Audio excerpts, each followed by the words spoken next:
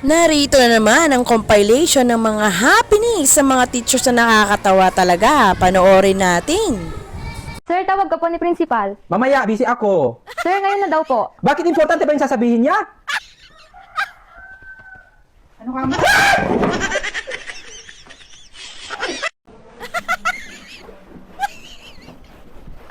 Hoy! Late ka! Hindi na ubra yan. Lumang style yan. Kuha ka ng admission slip sa principal's office.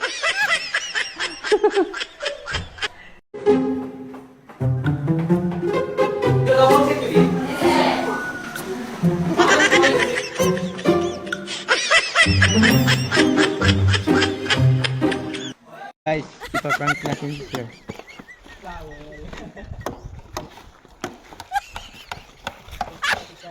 Mas maganda to, Sir. Ito na lang kaya, Sir. Madyo! Ayoy! Quick! Akin na nga yung yung kumot.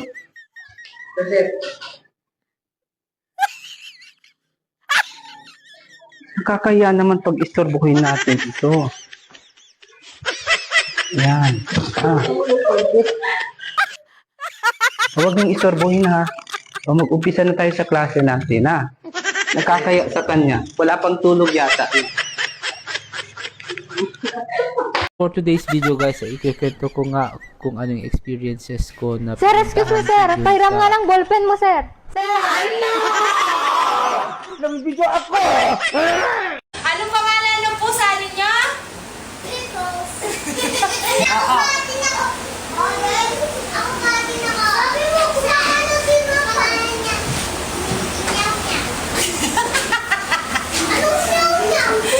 Pangalan daw ng pusa niya. Anong hindi? Si sabi ni Richard. Ano yung sabi mo, Richard? Meron ka? Sabi niya, meron akong pusa, teacher, ang pangalan niya, Nyaw Nyaw. Ano ba yan? Sige, nabano ka? Ha? May pusa ka din? Anong pangalan ng pusa mo?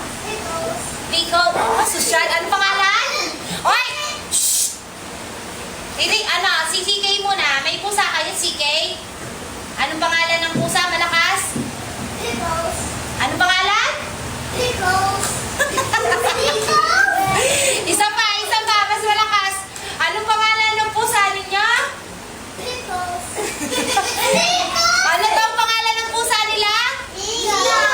Hindi ka na, sabi niya, Pickles. Pickles yung pangalan ng pusa.